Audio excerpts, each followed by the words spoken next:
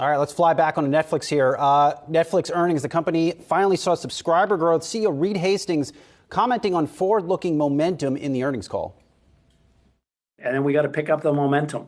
Everything the company's focused on, whether that's on the content side, on marketing, lowering prices to the ad-supported, the paid sharing, the thoughtful approach we're doing there lines us up for a good next year.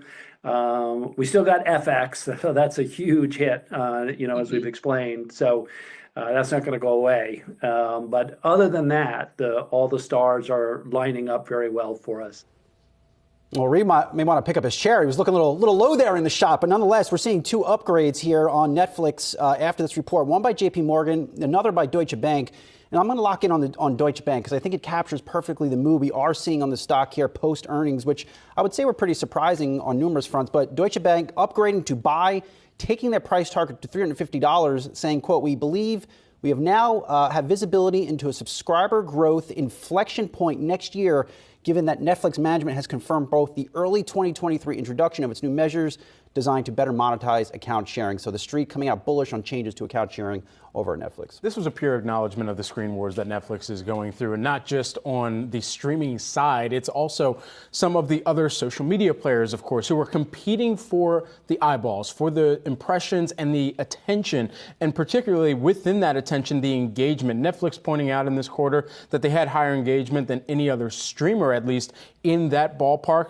UK Netflix accounts for 8.2% of video viewing. That's 2x Amazon and Disney Plus. And then in the U.S. accounting for 7.6% of TV time. Also 2.6x what Amazon is seeing and 1.4 times what Disney is seeing, plus Hulu and Hulu Live right now. And it also, this quarter really represented a shift on the part of Reed Hastings, right? The acknowledgement that it's not a growth company necessarily anymore, although he did express relief that they're back to growing subscribers, but entering a new, more mature phase for Netflix in which he really makes the demarcation between he and his competitors, not based on growth, because Netflix is not going to beat those other streamers in terms of growth because they're in a different phase of their life cycle, but on profitability. Right. And that's really a change in tone here that we're getting from Netflix with this switch to not forecasting subscriber growth anymore, right?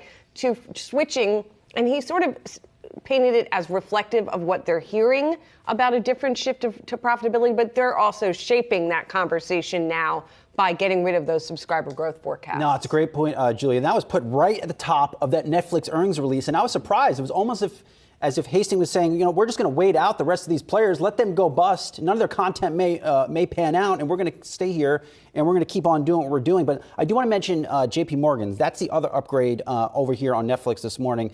They're saying they have visibility into revenue accelerating. And all I will say is this.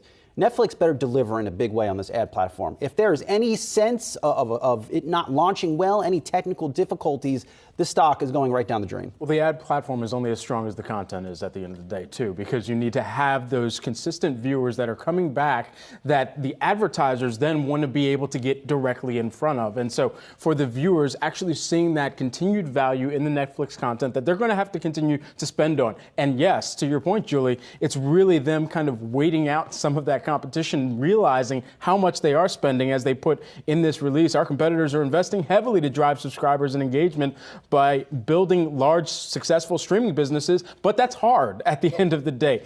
They estimate that they're all losing money. Combined 2022 operating losses well over $10 billion versus Netflix's $5 to $6 billion in annual operating profit here. And so it's how much they can continue to take some of those profits, thrust that into the content to bring those advertisers continuously back to the platform. Yeah, good quick point here from our executive producer noting that these upgrades on Netflix, at least they might be early. And I see it. I understand it. There's a lot of, I think, hope that this ad platform launches very well and launches in a big way. But look, you're still at the forecast they came out with paid subscribers for the fourth quarter. That would still be the slowest fourth quarter they have had in years. So it's not like this is Netflix of old, per se. Right. And the one more thing I wanted to mention, it's definitely not Netflix of old. One more thing I wanted to mention that shows Netflix is becoming more of a normal company, for lack of a better word, is that mention and that focus on currency, right? Which we are hearing from virtually every company with international exposure. And of course, Netflix has been getting more and more international growth and international exposure. The operating margin at the company